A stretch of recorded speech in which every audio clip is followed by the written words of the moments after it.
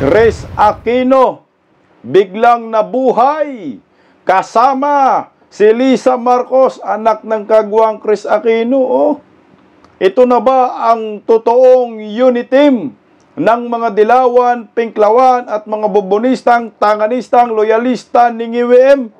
Aba, ito na talaga ang hudyat ng pagsasama ng mga salot sa lipunan. Salot ng mga apelyedo na parang sumpa po ito sa ating bayan eh. Marcos, Aquino, isang pambihirang pagkakataon na nagsama-sama ang mga nagpapahirap sa bayan. Anak ng kamote itong mga to, no? Nabuhay eh.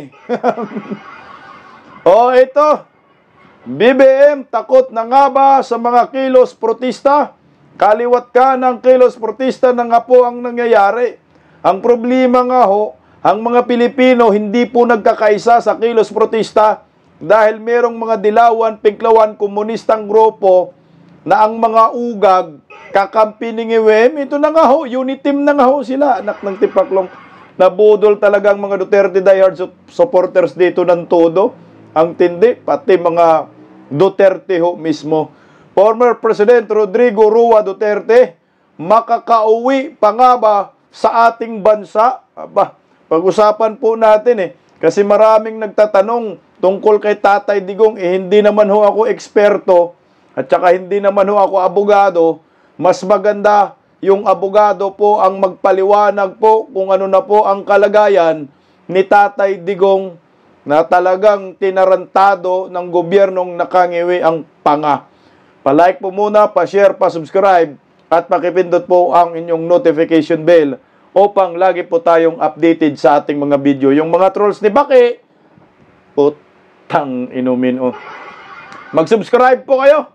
O ito, pakinggan po natin si Attorney Harry Roque dahil maganda po yung kanyang topic kagabi at talagang maiintindihan ho natin kung ano na po ang nangyayari kay Tatay Digong. Makakauwi pa ba si Tatay Digong sa bansang pinagsilbihan niya at taus-puso siyang nagsilbi bilang isang former president ng ating bansa? Kasi nga talagang naibasura na po yung motion patungkol po sa jurisdiction ng ICC sa ating bansa. Kasi yan nga ho yung niresolba ho ngayon. Hindi po kinatigan si former President Duterte. Pero ito, pakinggan po natin si Attorney Harry Roque. Makakatulong po ito sa atin na hindi masyado alam ang batas diyan sa International Criminal Court. Makakauwi pa nga ba si Tatay Digong sa ating bansa? At tutuluyan ba si Tatay Digong ng ICC? Narito po, pakinggan natin si Attorney Harry Roque. Sabay-sabay po natin intindihin ang mga sinasabi ni Attorney Harry Roque. Dahil hindi naman po ako abogado, hayaan muna natin si Attorney Harry Roque magsalita. Narito po. Nako, hindi na naman pong magandang balita. No? Nakakalungkot na namang balita. At ang balita na naman po ngayon ay ang binasura na naman ng ICC ay yung motion to dismiss ni Tatay Digong sa dahilan na kawalan ng jurisdiction ng International Criminal Court. So, ibig sabihin po nito, tutuluyan ng ICC si Tatay Digong dahil ang sabi ng korte, meron siyang jurisdiction. At syempre, ang jurisdiction, ang definition po niyan ay yung kapangyarihan ng isang hukuman na litisin ang isang krimen. Now, balikan po natin yung mga fundamentals para maintindihan natin kung bakit mali itong desisyon nito. Now, ang unang-una po ay ang jurisdiction ay ng mga hukuman, yan po ay kabahagi ng soberenya. Now, bagamat hindi estado itong ICC, ang jurisdiction ay binibigay ng tratado na nilagdaan ng mga miyembro ng ICC, kasama na po ang Pilipinas dyan. Noon, no?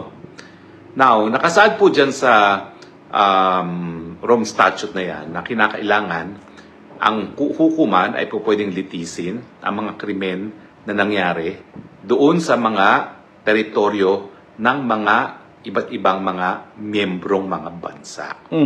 Wala naman pong kaduda-duda na naging miyembro ang Pilipinas ng ICC, pero wala rin pong kaduda-duda na bumitiw na ang Pilipinas sa ICC noong 2018 at naging epektibo ito ng 2019. Ang issue, matapos bumitiw ang isang bansa sa pagiging miyembro ng ICC,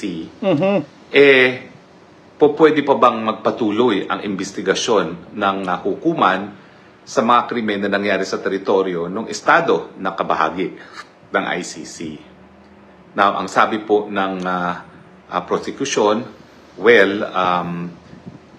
meron pong obligasyon ang mga estado na bumitiw na magpatuloy na mag-cooperate sa mga bagay-bagay na dinidinig na or within the cognizance of the court already.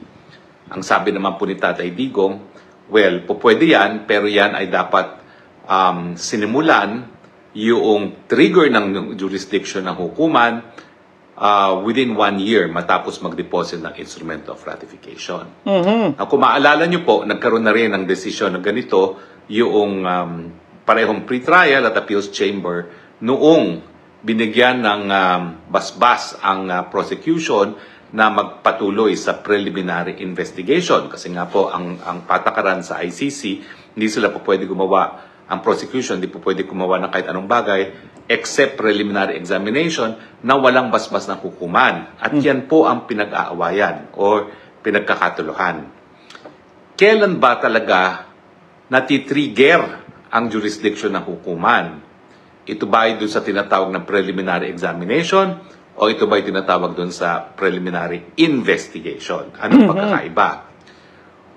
Alam natin na kaya nga po bumuo ng pre-trial chamber kasi nais na makumbinse ng ang mga bansa gaya ng Estados Unidos na sumapi sa ICC kasi nga po ayaw nilang sumapi dahil sinasabi nila napakamakapangyarihan naman itong ICC neto at walang pananagutan kasi ang mga prosecutor ay hindi naman yan halal ng taong bayan. No?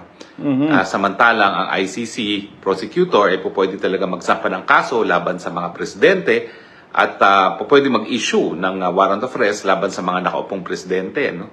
Na labag yan dun sa traditional prinsipyo na ang mga presidente ay immune from suit habang sila ay nasa opisina. So para makumbinsi nga ang mga Amerikano na sumapi sa ICC, kasama na rin siguro ang China at saka ang Russia at yung tatlong bansa naman yan at tatlong pinakamakapangyarihan sa daigdig ay hindi pa po kasapi na ICC, sinabi nila na lahat ng gagawin ng prosecutor dapat may basbas. Kaya lang, may mga gawain ng prosecutor na hindi kinakailangan ng basbas ng pre-trial chamber. Ulitin ko po importante itong basbas nito para masigurado na ang prosecutor naman ay may pananagutan. Hindi niya po pwedeng gamitin ang kanyang opisina bilang instrumento na pabagsakin ng mga presidente or heads of state nang walang oversight, kumbaga, ng hukuman. Okay, tuloy lang natin mga kabisdak. Now, yung dalawang aktibidades ng prosecutor bago maisampa ang request for arrest warrant ay yung tinatawag na preliminary examination at yung tinatawag na preliminary investigation. Ang pagkakaiba, ang preliminary examination pwedeng gawin ng prosecutor na walang basbas ng pre-trial chamber. Dahil ito naman ay titignan lang niya kung meron bang mga good reasons para magpatuloy sa isang formal na preliminary investigation. At dito sa preliminary examination, pwedeng gamitin ng prosecutor ang lahat ng source of information, pati ang media. Alam natin, ang mga media reports, hindi po yan nagagamit sa hukuman kasi ang media reports ay tinuturing na hearsay. Kinakailangan, ang magpapatunay sa mga bagay-bagay na nakasaad sa mga news reports ay yung mga tao na subject ng news reports. No, so ito ay gawain lamang ng prosecutor, itong preliminary examination. Hindi na kinakailangan pumunta sa hukuman para magkaroon ng basbas. Pag meron siyang good reasons to proceed sa preliminary investigation, doon siya kukuha ng basbas. Now, ang issue ngayon ay yung preliminary examination ay sinimulan bago pa magbitiw ang Pilipinas bilang miyembro. Pero ang preliminary investigation sinimulan 2 taon nang nakakalipas bago matapos na mag-withdraw ang Pilipinas. So ibig sabihin, yung preliminary investigation 2 years ago 2 years after na mag-withdraw ang Pilipinas. Kailan nag-withdraw ang Pilipinas? 2018. So, kailan nag-imbestiga? 2020. Tama o ba, Attorney Roque? Ngayon, nakasaad din sa ICC na yung pag-withdraw ay epektibo 1 taon matapos magbitiw sa pagiging miyembro ng isang bansa. 2019. So, ang tanong ngayon, ito muna. So, nag-withdraw 2018. So, epektibo 2019. Nag-imbestiga 2020. Tama? Tuloy o. kinakailangan ba na yung formal na preliminary investigation na mayroong basbas ng hukuman, kinakailangan ba yan na masimulan doon sa 1 taon bago mag-epektibo ang pagbibitiw ng isang bansa? Or, kapag nagsimula na ang prosecutor ng preliminary examination na walang basbas ng hukuman, yan ba ay sapat na dahilan na para magpatuloy ang obligasyon ng estadong dating miyembro ng ICC sa kooperasyon at patuloy ang pagkakilala ng jurisdiksyon maski matapos na 1 taon? Now, na-desisyon na po ito ng ICC dati. Kaya lang, doon sa pre-trial chamber, hindi dinesisyon na ng issue ng jurisdiction kasi ang sabi, hindi naman daw linabas ng Pilipinas yung epekto ng pag-withdraw sa ICC. So, hindi siya diniscuss. Pero, sabi ng Appellate Tribunal, may 2 dissenting judges, 3 ang bumoto na merong jurisdiction. Ang sabi nila, wala nang jurisdiction. Kasi nga, kapag sinabi ng Rome Statute, yung Article 27, na bagamat po pwedeng mag-withdraw o umalis sa pagiging miyembro ng mga estado, hindi ito makakaapekto dun sa mga bagay-bagay na under consideration of the court na. So, ang issue ngayon, pag sinabi mong under consideration of the court, yan ba ay yung isang stage na kinakailangan ng basbas ng hukuman? Dahil kung kinakailangan niya ng basbas ng hukuman, ang ibig sabihin yan, 1 year matapos, within 1 year, matapos mag-withdraw ang isang estado, dapat humingi ng otorizasyon ang prosecutor para magsimula ng preliminary investigation. 2018. Pero, kapag ang ibig sabihin naman ng under consideration ay pinag-aaralan na ng lahat ng organs ng korte at hindi lang ng ICC mismo, pwede nang masabi na yung preliminary examination na walang basbas ng korte ay kabahagi na ng proseso ng hukuman. Now, na-dismiss po ang kaso ni nung motion to dismiss ni Tatay Digong dahil lang sabi ng mga pre-trial chamber na yung mga bagay-bagay na under consideration of the court, ibig sabihin, walang epekto yung pagbitiw ng isang bansa sa pagiging miyembro ng ICC ay hindi makaka-apekto dun sa mga bagay-bagay na under consideration na ng hukuman. Ang sabi ng pre-trial chamber, ngayon, kasama daw dyan yung preliminary examination. Bakit? Unang-una, yung common meaning daw ng consideration. Bagay na mga tinitignan o pinag-aaralan. At dahil ang prosecutor ay tinitignan na o pinag-aaralan kung merong mabuti bang dahilan para magpatuloy sa preliminary investigation, ang sabi ng hukuma nasa common meaning ng consideration na kasama dyan yung preliminary examination. Tuloy natin, mga kabisdak. Now, ang sabi pa nila, pangalawang dahilan, ay nung sinabi na consideration ng court, ang ginamit daw ay capital C. At dun sa definition of terms doon sa Rome Statute mismo, ang court na capital C refers to the ICC at kabahagi bilang isang organ ng ICC ang Office of the Prosecutor. At kasama na rin dyan yung pre-trial chamber at saka yung appellate division. So sabi ng pre-trial chamber, yung preliminary examination na nasimulan bago pa magbitiw ang Pilipinas ay isang bagay na investigasyon na nasa konsiderasyon na ng hukuman. At ibig sabihin nito, dahil nasa consideration niya ng hukuman, bago pa man bumitiw ang Pilipinas, pwedeng magpatuloy yung preliminary investigation into preliminary investigation, maski ang preliminary investigation ay hiningi 2 taon na matapos magbitiw ang Pilipinas. Sa tingin ko po, mali itong desisyon nito. Kasi unang-una, yung consideration by the court, ang tingin ko pong tinutukoy na court dyan, ay yung pre-trial chamber at saka ang appellate chamber. Hindi po ang Office of the Prosecutor. Ang intention po, kaya nagkaroon ng pre-trial chamber nga ng mga bansa na kasapi ng ICC, ay para nga magkaroon ng safeguard na hindi gagamitin ng prosecutor ang kanyang kapangyarihan na po pwedeng magpa-aresto sa nakaupong mga presidente or prime minister nang walang tamang dahilan, no? Hindi niya gagamitin ito para tanggalin lang yung mga unpopular na mga leaders gaya ni Duterte na hindi popular sa mga puti. So, ang tinutukoy doon sa under consideration of the court ay dapat yung paghingi ng basbas para magpatuloy sa preliminary investigation. Ibig sabihin, dapat narrow yung definition ng consideration ng court kesa expanded. Kasi kung expanded, talaga namang kabahagi na hukuman ng Office of the Prosecutor, pero hindi sila yung lumilitis. At kapag sinabi mo namang court yan, ang tinutukoy mo ay yung lilitis ng kaso. At ang lilitis naman ng kaso ay kaparehong pre-trial chamber, trial chamber, at appellate chamber. 3 chambers yan ng hukuman. Diba po? Well, yun po eh. Ang sabi ng mga mahistrado ngayon sa pre-trial chamber ay hindi kasama sa consideration of the court yung ginawang preliminary examination ng prosecutor dahil yan ay tinitingnan na niya kung meron pang basihan para magpatuloy sa preliminary investigation.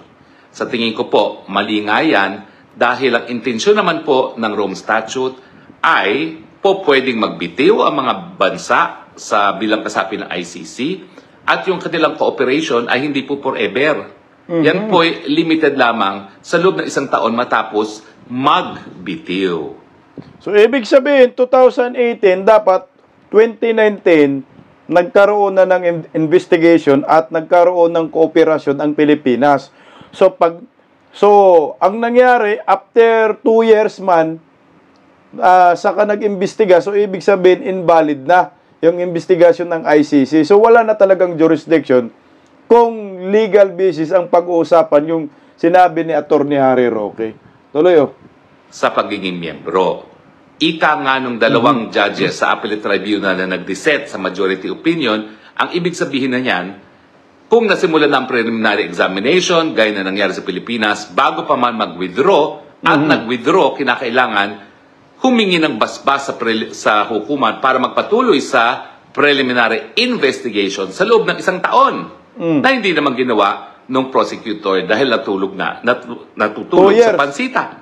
2 years. At dahil hindi siya humingi ng basbas sa loob ng 1 taon bago maging epektibo ang pag-withdraw ng Pilipinas, nawala ng jurisdiction ng Pilipinas. Correct. Kasi bakit pa magpapatuloy ang jurisdiction ng hukuman sa isang bansa na bumitiw na? And take note, dahil nag-epektibo na pagbibitiw natin matapos ang 1 taon, yung hininging abiso para mag-proceed sa preliminary investigation ay ginawa na hindi na tayo miyembro ng ICC. 2020. So sa tingin ko, ang tamang view po ay ganito. Ito, unang-una, consideration refers to pre-trial, trial, and appellate chamber. Dahil hindi naman po hukuman ang prosecution. Para po yung sinasabi ni Secretary Remulla sa Senado na yung pagharap sa isang hukuman bago dapat in-extradite si Tatay Digong sa Dahig, yan daw po ay Department of Justice. Hindi naman hukuman ng Department of Justice. Dapat Ganyan din korte. po ang pula natin sa decision nitong pre-trial chamber. Hindi po hukuman ang prosecutor. Hindi po siya kabahagi ng hukuman dahil ang hukuman refers only to the pre-trial, trial, and appellate chambers. Ayan. Tuloy lang natin konti. Pangalawa, yun nga po, kapag ganyan ang bibigay na interpretasyon sa lengguwahe ng ICC, ibig sabihin ng isang bansa na bumitiw na sa pagiging miyembro, pwede pa rin maging sa ilalim ng jurisdiction ng prosecutor, maski yung ginawang proseso, yung preliminary examination, ay napaka-informal. at hindi naging bahagi ang formal na hukuman dun sa proseso na ginampan ng piskalya o ng prosecutor sa stage ng preliminary examination. Bakit mali yan? Kasi nga po, sa konsepto ng soberenya, ang dapat maglitis sa mga krimen na nangyari sa kanilang teritoryo ay ang mga estado. Pwede nilang i-waive yan pag sila'y naging kasapi ng ICC, pero malinaw na kapag sila ay bumitiw, wala na rin yung consent nila na maging kabahagi ng ICC at wala na yung consent nila para sa ICC na maglitis ng mga kaso na nangyari sa kanilang teritoryo. Ibig sabihin, ang tanging mga hukuman matapos magbitiw ang isang bansa sa ICC, ang tanging hukuman na po pwede maglitis ng mga krimen sa kanilang teritoryo ay ang mga lokal na hukuman lamang. Korte natin, no, ang Regional Trial Court. Ang problema nga ho, hindi yan ginawa kay former President Duterte ng gobyernong Marcos. Tuloy, attorney. So malungkot po ang naging desisyon. Kasi sa tingin ko talaga, desidido ang ICC na tuluyan si Tatay Digong. Meron pa pong apela yan. Pero so far, yung dalawang pinaka-importanting motion na hinain ni Tatay Digong, ibinasura ng hukuman ng pre-trial chamber. Although pareho naman po pwedeng maapela. Pero alam niyo sa batas, hindi na po 50-50 yan eh. Pag nagkaroon na ng desisyon ang hukuman. More of 60-40 na po yan. 60% masusustain. 40% marireverse. Bakit? Kasi ayaw umami ng mga hukuman na talaga nagkamali sila. Lalo na mga puti. Lalong-lalo na kung nag-iisang kaso lamang ni Tatay Digong ang nakabinbin ngayon at dinidinig ng hukuman. Wala na pong ibang kasong dinidinig ang hukuman sa ngayon. Marami po silang in-issue na warrants of arrest na hindi naman nila masilbi. Gaya ng warrant of arrest laban kay Putin, warrant of arrest laban kay Netanyahu. Wala na pong mangyayari dyan. Dahil hindi naman sila arestado. At saka, wag natin kakalimutan, isang dahilan kung bakit ang mga miyembro ng African Union ay nagbabantang umalis kasi nga pinupuruhan ang mga mamamayan ng Africa. At si Tatay Digong, importante sa ICC para ipakita na hindi lang mga Aprikano ang kanilang linilitis, merong isang Asyano na si Tatay Digong ang kanilang linilitis. Pero siyempre, mas importante na ituloy ang kaso ni Tatay Digong dahil nais ipakita na hukuman na gumagana sila. Dahil sa ngayon po, talagang pinagdedebatihan kung dapat pa bang magpatuloy ang ICC. Napakamahal po ng proseso na yan. Konting-kaunti naman ang conviction na nakakuha. At sa pagpapatuloy ng kaso ni Duterte, nagkakaroon sila ng pagkakataon para i-justify yung patuloy na existence ng hukuman. Well, anyway, malungkot po yan. Sigurado naman po ako aapila ang kampo ni Tatay Digong. Pero ang katunayan po, malinaw po, nais silang tuluyan si Tatay Digong dahil bilang isang European court, matagal na nilang sinasabi na hindi nila gusto o naging patakaran ni Tatay Digong. Unang-una. At pangalawa, kinakailangan nila si Tatay Digong para magpatuloy ang existence mismo ng ICC. Ibig sabihin, existential po si Tatay Digong. No? Kung mawawala ang kasa ni Tatay Digong, mawawala na rin ang saysay ng pagkakaroon ng ICC, bakit naman boboto mga maestrado sa isang opinyon na magiging dahilan na mawawalan sila ng trabaho at mawawalan sila ng sweldo? Malungkot po. Meron na po tayong namungkahi na mga hakbang na po pwede gawin ng pamilya, pero hanggang ngayon po, ang sabi ng pamilya, we will do it step by step. Hindi ko po alam kung kailan yung step kung saan hahanap ng remedyo sa labas ng ICC. Pero ngayon po, tingin ko, wala na pong remedyo dyan sa ICC. Kinakailangan maghanap na po ng alternatibo dahil sa aking pong palagay, lahat ng mga alternatibo, lahat ng pamamaraan para mapauwi si Tatay Digong, dapat gamitin at ngayon na, habang narariyan pa si Tatay Digong. Pucha, no? Parang ang lungkot-lungkot talaga ni Atty. Harry Roque dyan, no? Pero anyway, pasalamat pa rin tayo kay Atty. Harry Roque kasi kahit ginigipit siya, nandyan pa rin siya para kay former President Rodrigo Roa Duterte. At least malinaw po sa atin na yung desisyon ng ICC patungkol sa jurisdiction ay mali. So, kung si Atty. Harry Roque ang papakinggan natin. Kaso nga ang problema nga, ang ICC ginawang gatasan si former President Duterte. Oo nga naman, pag palayain nila si Tatay Digong, wala na silang kita. Wala na silang mahuthot na pera sa iba't ibang bansa. Kasi nga, si Tatay Digong lang eh. Yung nandyan ngayon sa International Criminal Court, ang tanga nga ng Pilipino eh. Alam niyo po yung jurisdiction talaga na usapin. Pag sa atin yan sana tinalakay, si Tatay Digong hindi yan madala. Hindi yan makidnap ng mga kidnapper. Ang jurisdiction dapat pinag-uusapan yan dito sa atin, hindi dun sa ICC. Dahil tayong mga Pilipino ang mag-uusap eh. Tika, may jurisdiction ba ang ICC? Kung may jurisdiction, ibigay natin. Pero kung ikaw Pilipino, nasa matino yung pag-iisip mo, bakit mo ibigay yung isang tao sa banyaga? Ni tayo mismo dito, kaya natin maglitis sa kahit anong krimen sa ating bansa. Madali lang ho yan eh.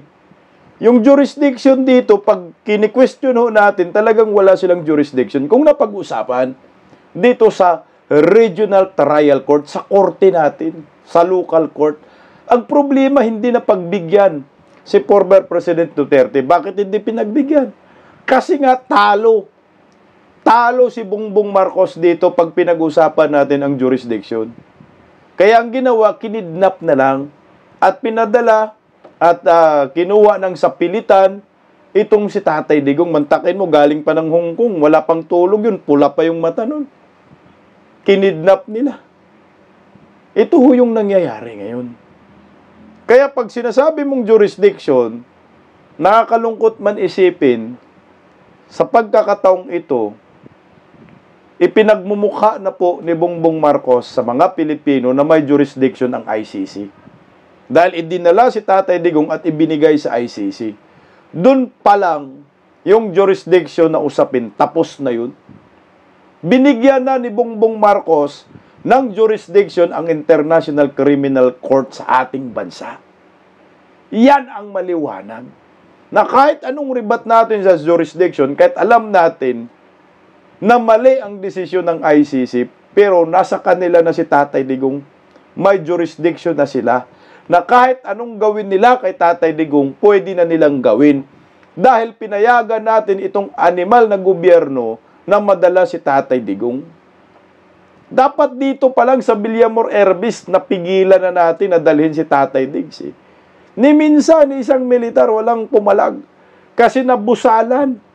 Nabusalan ang mga hinayupak ni Martin Romualdez at Bongbong Marcos. Alam niyo po, bungit, kayong mga bubonistang tanganista, may karma eh. May mangyayaring karma din yan. Hindi naman ho lahat sa inyo eh. Ilang taon na lang yan eh. Ilang taon na lang kayo sa panunungkulan, matatapos ng inyong katarantaduhan at walang sukat sa ganti. Kaya naniwala pa rin ako na there will be a day of reckoning. Makakauwi pa ba si Tatay Digong? Sa akin po, makakauwi si Tatay Digong. Una, ito sarili kong teorya. Makakauwi si Tatay Digong pag magpalit ang administrasyon. Mapalitan si Bongbong Marcos. Kailan? Sa 2028 presidential election. Pangalawa, makakauwi si Tatay Digong kung mag-resign si Bongbong Marcos. Or kung hindi mag-resign, huhusgahan ng taong bayan. Na ngayon nga ho, takot na ang mga hinayupak sa kaliwat kanang kilos protesta sa kalsada. Kaso nga lang, yung ibang kilos protesta dyan, mga piki. Hindi nagkakaisa ang Pilipino eh. Kaya pinipikatan tayo ni Baki, anak ng kagwang talaga. Oh. Natanong yan si, yung Panay Kahol, si Auntie Claire, kung hindi ba natatakot si Bongbong Marcos ang palasyo sa kaliwat ka ng kilos protesta dahil sa korupsyon. Pakinggan natin itong sinabi ni Claire Castro. Hindi raw ninenerbiyos ang Malacanang sa isa na namang malawakang protesta kontra korupsyon na ikinasa ng iba't ibang grupo sa November 30. Ayon sa mga organizers, mas malaki at mas matindi ang Bonifacio Day Rally kumpara sa demonstrasyon noong September 21. Hindi man kabado, aminado ang palasyo na may kailangan pa ring bantayan. Kasi yun may mga lehitimo na agenda against corruption. Hindi nila gusto na matanggal ang Pangulo. Tangingot! No? Hindi daw ninervyos, pero babantayan pa rin. Yung mga lehitimong may agenda daw, nagalit sa kurakot, ay hindi daw nila naisin na pababain sa pwesto, alisin sa pwesto si Bangag. Siya nga yung utak eh. Yung pinsan niyang mastermind eh. Oh, pareho pinsan. O paano yun? Los-los mo, Auntie Claire. Ang totoong galit sa kurakot, ito yun, Auntie Claire. Ang nanaisin ay pag-resignin si Bongbong Marcos dahil hinayaan niya ang korupsyon sa ating bansa kaliwat kanan. Wala siyang alam. Anong klase siyang pangulo? Tanga. Hindi niya alam itong korupsyon, anak ng kagwang. Merong tinatawag yan. Sabihin na lang natin, hindi siya guilty, pero most guilty. Sabihin na lang natin, wala siyang pananagutang kriminal, pero meron siyang command responsibility. Kailangan siya managot dahil pangulo siya. Hinayaan niya yung kaliwat ka ng korupsyon, anak ng kamote. Oh. Sarap yung pagugulatin.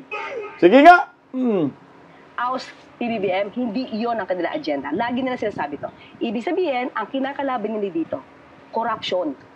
So, yan ay yan yung mga dilawan, pinklawan. Alam niyo, Claire Castro, wala rin naman kaming sinabi na outs BBM. Wala naman, resign lang. Hindi yan destabilisasyon. Bakit namin pinag-resign si BBM? Unang-una, hindi niya na kayang gampanan ang pagiging presidente niya at hindi niya kayang kalabanin ang korupsyon. Lalo na pinsan niya. Ang nakaladkad dito, si Martin Romualdez.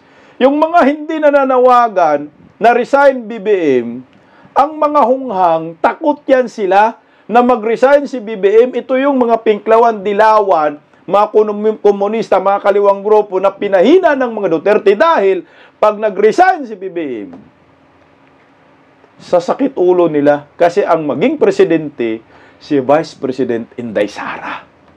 Yan ang dahilan. Kaya ayaw nila manawagan ng resign BBM dahil pag nag-resign si Bungit, panigurado ang presidente si Inday Sara. At pag naging presidente si Inday Sara, makakauwi na si Tatay Digong. Puta, ngayon kaliwat ka ng kilos protesta. Kaya kayong mga hunghang kayo, na mga sumasama sa mga dilawan, pinklawan, ang tanga ninyo, sumama kayo dyan na walang kwentang ipinaglalaban. Kasi kung galit kayo sa korupsyon, ang inyong panawagan, resign BBM now, mga hunghang. Alam ng Pangulo at alam din ng taong bayan na ang Pangulo kasama nila sa paglaban sa korupsyon. Wala. Ang Pangulo kasama nila sa paglaban sa korupsyon? Kalabanin ni BBM sarili niya? Anak ng kamote naman, oh. Huwag mong pagtakpan yung presidente mo, tataka, kurakot yan eh. Mula noon hanggang ngayon, sa tatay niya, sa nanay niya, ngayon hanggang ito, kay Bongbong. Tatak kurakot. Pag sinasabi mong Marcos, ang tatak niya, mga kawatan. Huwag mo nang lukuhin ang taong bayan, los-los mo. Oh. So, hindi matatakot ang Pangulo. Kaya, ang takot lang natin lahat, sila ay masamahan naman sa samang elemento. Lolo, hindi takot ang Pangulo. Ang takot lang natin lahat daw ay kung sila masamahan ng masamang elemento. Masamang elemento nasa katawan mo. Auntie Claire, ang pangit mo, ang swangit mo dyan. Nasa katawan mo yung masamang elemento, nasa Palacio de Polvoron, maitim, kasama mo lagi. Yun yung masamang elemento. Anong masamang elemento tinutukoy mo? Kayo nga yung masama. Bakit ba pag magsabi kami ng BBM resign, masamang elemento? Kayo yung masamang elemento dahil mga kawatan kayo. Kaliwat kanan ninanakaw ninyo sa kaba ng bayan. Hindi na nahiya ang mga pagmumukha ninyo, animal, kakapal ng mga mukha ninyo, ang gaganda ng mga kotse ninyo, mga bahay, dahil sa pagnanakaw ninyo. Hiyang-hiya naman kami sa inyo. Na siya maghahasik ng lagim, katulad ng nangyari, para may maiupo na kanilang gustong iupo sa pwesto. Maghasik ng lagim. Sa Minjula ba tinutukoy mo? Di ba? Mga kaliwa yun. Mga komunistang grupo, yun ang naghasik ng lagim. Walang paghasik ng lagim yan, Anti-Claire Castro, pag nagnawagan kami, resign, BBM. Putsa ka, resign naman talaga, ang kapal ng mukha, sinusuka. 17% trust and approval rating. Puta, hindi ka ba nahiya dyan? Presidente ka pa ba? Samantala, si Inday Sara, 56, ang layo ng inumin. May araw din kayo, there will be a Diobre Kuning. May pakiusap rin si Yusek Claire Castro sa mga rallyista. Doon sa magrarally sa November 30, kung ang issue lang po nila ay dahil matagal magpakulong, hindi po kasi ganon kabilis. Ito from my own point of view as a lawyer. Hindi ganon kabilis gumawa ng kaso. Gaga! Hindi daw ganun kabilis gumawa ng kaso. 4 na buwan na kayo nag-imbestiga, mga tangingot. Ang daming daming mga witness. Kaya sabihin mo, hindi madaling gumawa ng kaso, 4 na buwan na nga. Abugaga ka. Ang daming mga witnesses, tinuturo ang pinsan ng amo mo. Si Martin Romualdez. O, ala pa rin. Ang dami nang nagturo ha. Pati Saldico, ayaw nyo kasuhan. Ayaw nyo kasuhan kasi dali singiwiin, pati si Baki, lo nyo. Wag kami, Anti-Claire. Ka ng kaso, may susulat ka, pero hindi kompleto yung ebidensya. Ano magiging resulta nito? Baka pag na-dismiss, lalo kayo mag-rally, sabihin nyo, nilakad yung kaso. Olol! Diversionary tactics lang yan, wag nyo kaming lukuhin. Marami ng ebidensya, marami ng nag-witness, tinuturo si Romualdez Saldico, kulang pa ba? Hindi kayo magsasampa ng kaso kasi nga, tatamaan si Ngiwim. Ang ginagawa ninyo, hinuhold. Ngayon ikaw, hindi ko alam, abogada ka, abogaga, sige nga, abogada ka. Meron ka bang pinanalong kaso? Yun yung tanong, anak ng kamuti. Meron ka bang pinapanalong kaso, Anti-Rerering? Para pag malaki mo yung pagiging abogada mo, abogaga, takot lang kayo. Takot kayo sa mga retired generals na malamang November 30, maglalabasan na naman.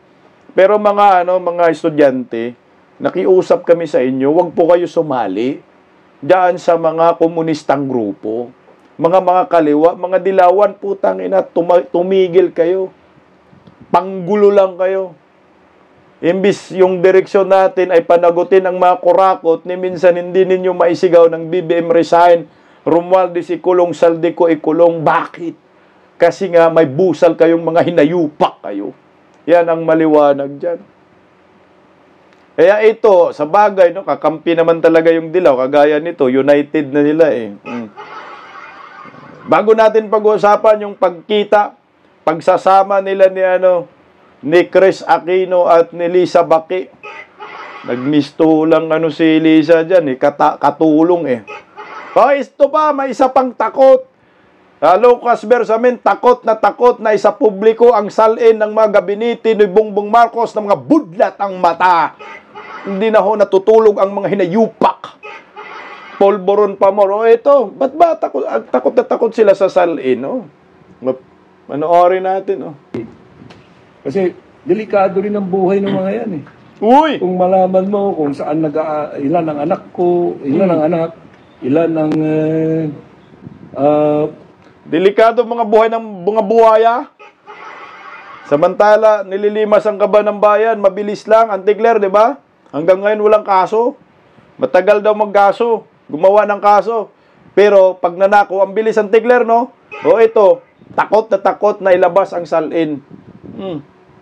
bahay niya, bang address, madali mong puntahan, madali mong, which we did not like to happen. Uy! Now, that is probably going to be the same rule that we will adopt dito sa mga cabinet secretaries. Do not ever forget that cabinet secretaries are the alter egos of the president. They are entitled to a level of security. Los mo, Bersamin. Kutsangin na lahat ng public servant. Kami ang inyong amo, kami ang inyong employer. Mga kunimas kayo, dapat wala kayong security. Anong a level of security? Alter ego of president, alter ego. Sa pagnanakaw, kaliwat kanan, anak ng kagwang. Ilabas nyo yan. Para malaman namin kung trilyonaryo na kayo o bilyonaryo na kayo, kagaya ng Bilyonaryo Channel. Oh. And privacy. Wala namang problema kung legitimate yung rason and we are satisfied that it is for a legitimate reason that the SALN is required to be accessed. Ibigay namin yan with certain reductions. That's normally what is done. And we of course ask the declarant to confer with the declarant. So, ganun lang ang policy. Wala kaming denial of access, but we must control the access. Halimbawa, we must control the access. Hindi ninyo dinideny ang access mga animal. Ilabas nyo yan kung wala kayong tinatago na lihim. Kung hindi kayo nagnanakaw sa kaban ng bayan, huwag kayong matakot ilabas. Si Tulfo nga, Rapi Tulfo, puta, bilyonaryo. Bilyonaryo yung senador, anak ng kagwang. There is a pending case, no? I-request ng ombudsman or whoever is handling that case.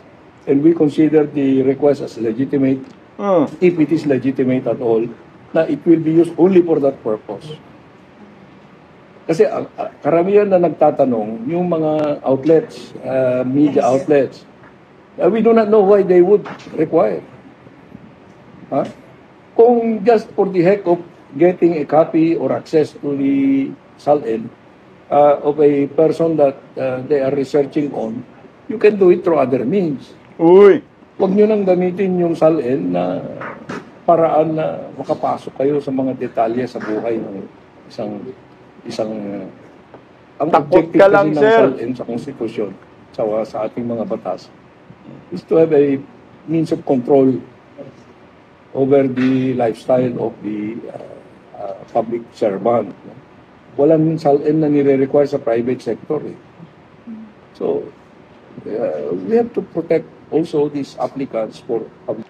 Tanga mo. Alangan naman magsalin ay private sector, anak ng kagwang. Anong to protect? Protektahan ang mga buhaya? Kagaya yung mukha mo, buhayang buhaya na, oh. Anak ng kagang naman. Alam nyo, ako, hindi ho sila magkatugma ni Claire Castro dito, ha. Ito si Lucas Bersamin. Ano bang ano niya? Executive Secretary, Claire Castro, spokesperson. Anong sabi ni Claire Castro?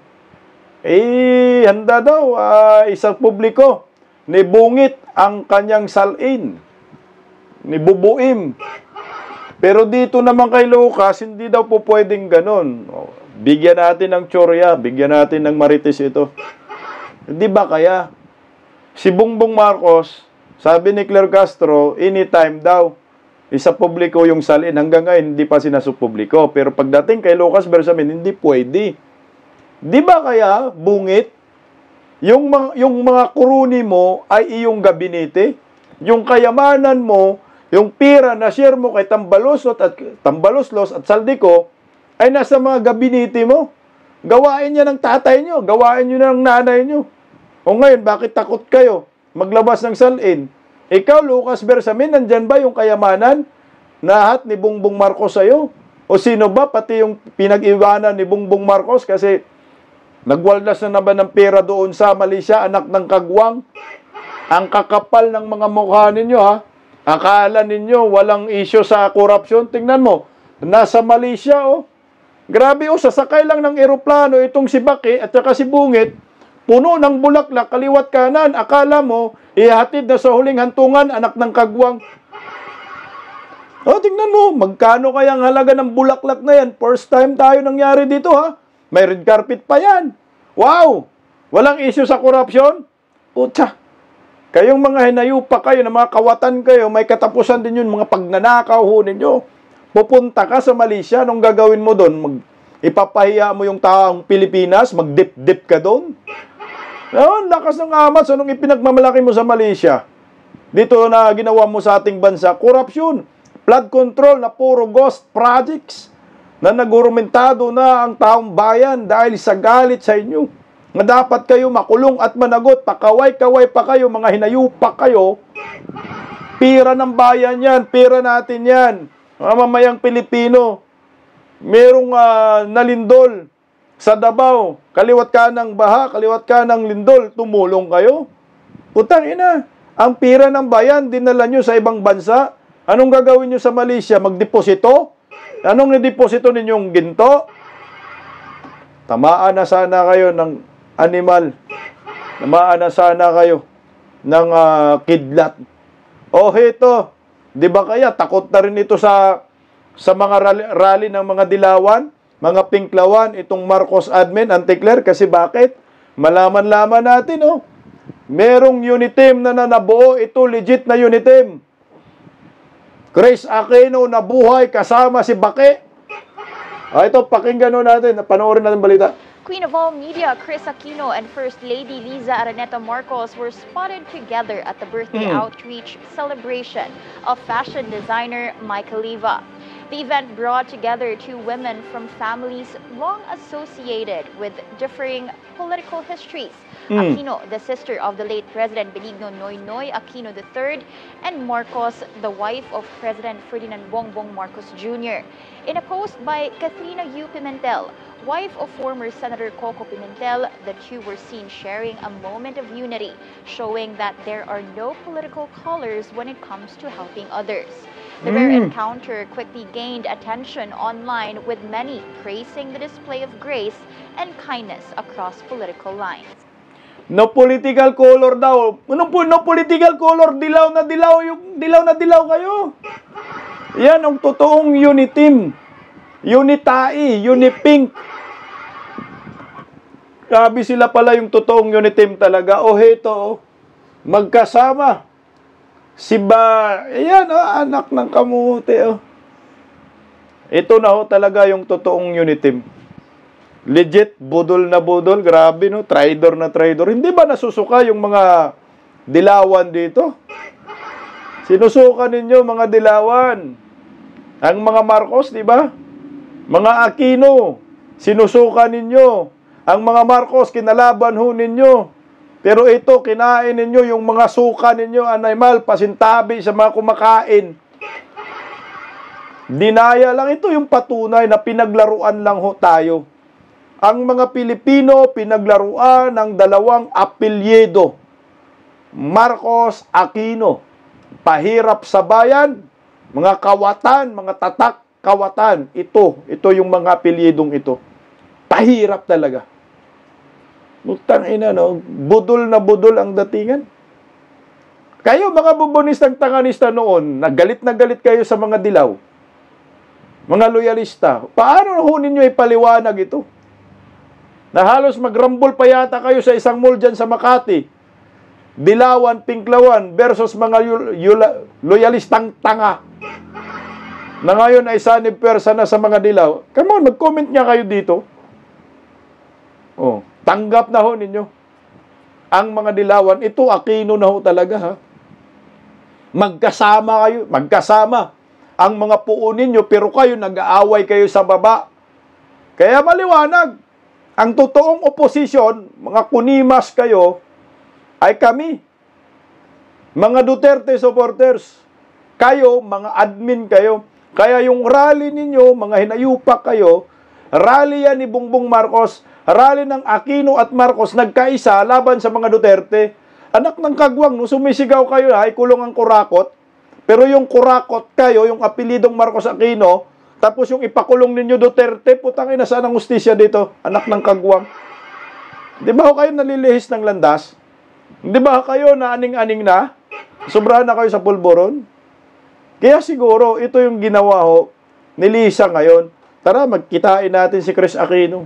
Ipakita natin sa lahat ng supporters natin, mga Pinklawan, mga Dilawan, mga komunista, na ang Marcos Aquino family na sumpa sa bayang ito, na sumpa sa bansang ito, ay magkasama na sila. Sila ang tunay na unity team. O, ito na ho yung nangyayari ngayon. Ano pa ba yan? Ito yung ebidensya, ito yung resibo na ginagago lang kayong mga Dilawan, kayong mga Pulawan, ginagago lang kayo ng amo ninyo na pinag-away-away kayo sa baba, pero at the end of the day, puta, nagyayakapan pala sila. Sila pala yung tunay nakakampi. Nagamit lang ang mga Duterte diehard supporters na winalis ang mga Dilawan, winalis ang mga komunista. Putsang ina, ito pinabalik ninyo ngayon ang mga hinayupak na yan. Di ba noon, galit na galit yung mga loyalista sa Aquino, di ba? Parang isusumpa na ho ninyo eh. Itong mga Aquino eh. Pero wala kayong magawa dahil dinadrama-drama lang kayo. Pula at dilaw, salot sa lipunan. Sila ang tunay na sumpa sa bayang ito. Kaya malas ang Pilipinas dahil sa dalawang apelyidong Aquino at Marcos.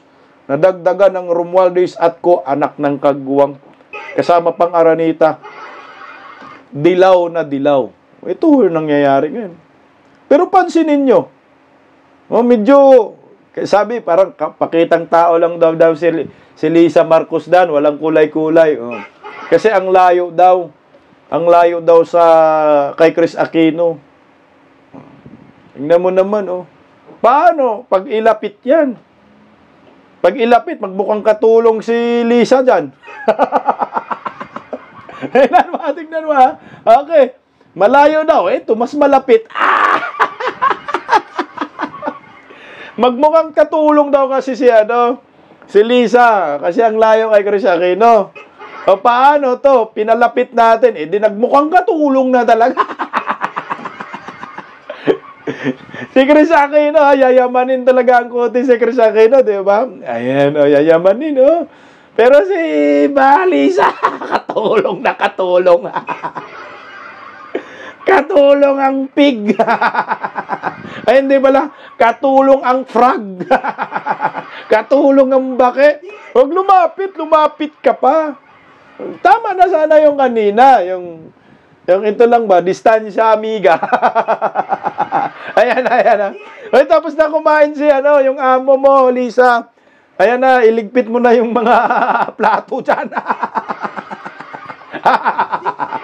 Iyak na naman ang mga bubonistang tanganisa. Nagbuka kasi siyang katulong dyan, promise,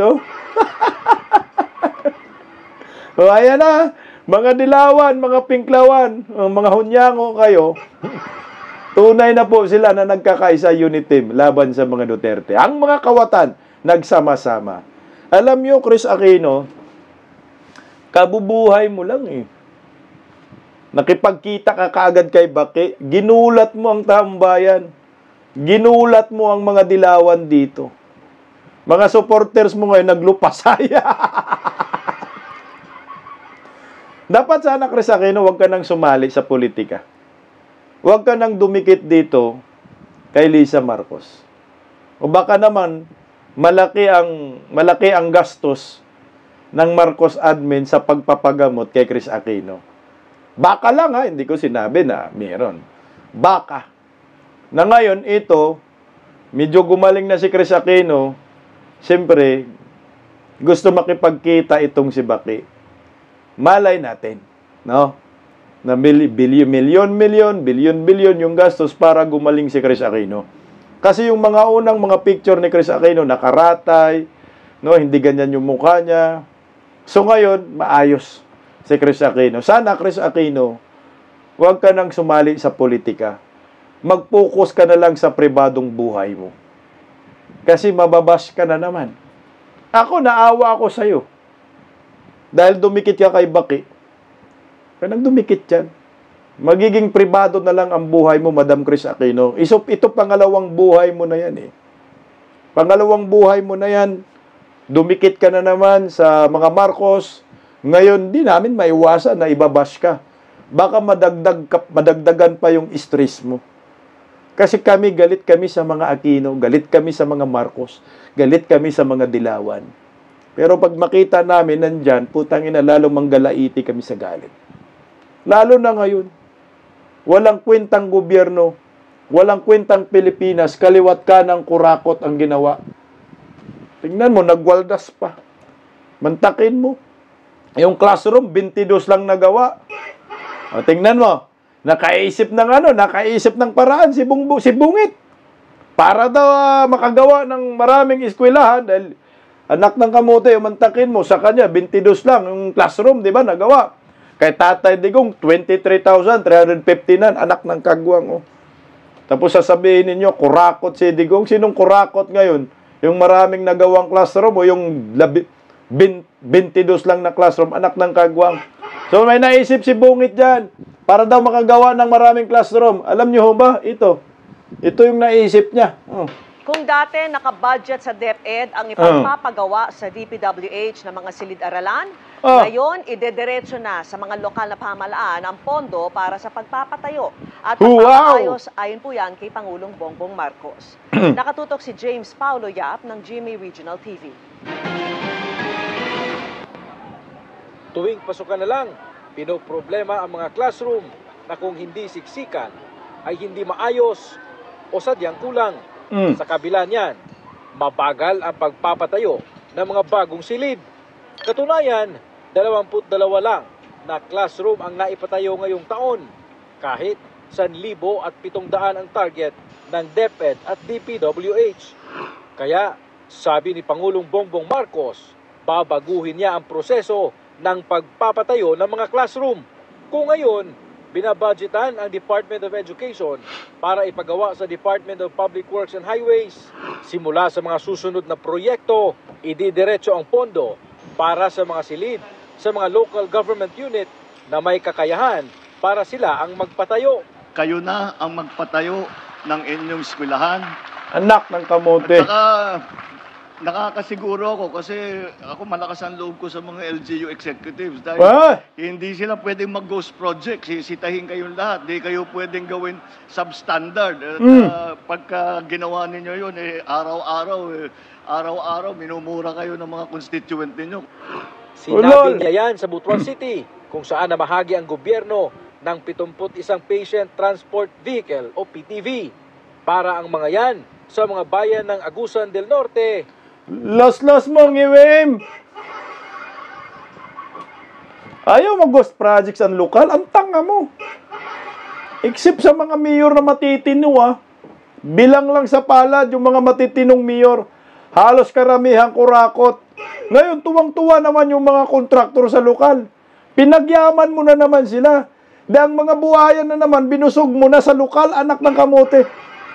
Alam nyo, kahit gaano kagaling na sa isip nyo, kung ikaw naman weak leader ka, walang kwenta kang presidente, ay putya sa yung corruption, kaliwat kanan pa rin, abusuhin pa rin ng taong bayan. Kaya wag mong sabihin na walang ghost projects, baka pusti lang ang magawa. Walang ghost projects, pusti lang. Pinagyaman mo lang yung mga local government. Sa totoo lang yung mga mayor, putya, tingnan nyo mo yung ibang mga munisipyo dyan. Munisipyo nila, wala, hindi pa rin nagawa hanggang ngayon, anak ng kagwang. Bakit? Sa pangungurakot. Mas malakas mangurakot yung mga mayor, except yung mayor sa Davao, magaling. Yung ibang mayor na magagaling, except Pero karamihan talaga mga mayor, anak ng kagwang, puro ghost din yan Parang hindi naman si Bongbong Marcos na nagiging tao sa bansang ito. Alam nyo walang problema naman walang problema naman sa sistema. Ang problema po, yung namumuno kasi mga buhaya. Bakit sa panahon ni Tatay Digong, hindi naman binigay sa local government yung pagpapagawa ng classroom? Bakit nakapagpagawa ng 23,359 ka classroom? Bakit si Bungit 22 lang? Pareho naman yung sistema. Kasi nga, magkaiba yung leader. Magkaiba yung pamamalakad. Si Tatay Digong kamay na bakal. Si BBM, kamay na tanso. Weak leader. Kaya ang resulta, buhol-buhol, bulol-bulol, ngiwi-ngiwi.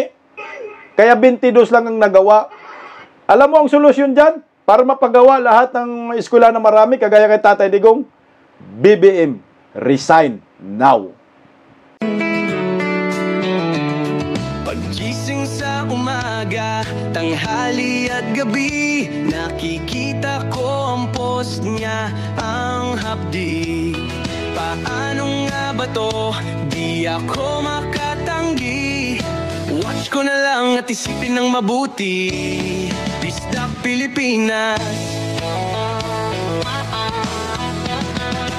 Bisdak, tinig ng katotohanan.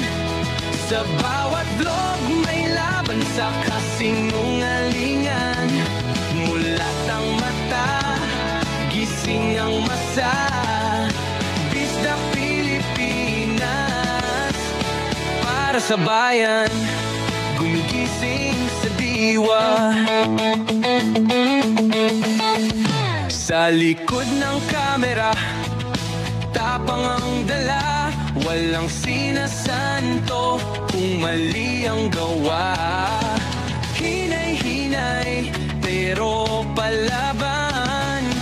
Boses ng tao sa digital na labanan. Bisdak, tinig ng katotohanan. Sa bawat vlog may laban sa kasinungalingan. Mulat ang mata, gising ang masa. Bisdak Pilipinas, para sa bayan, gumigising sa diwa.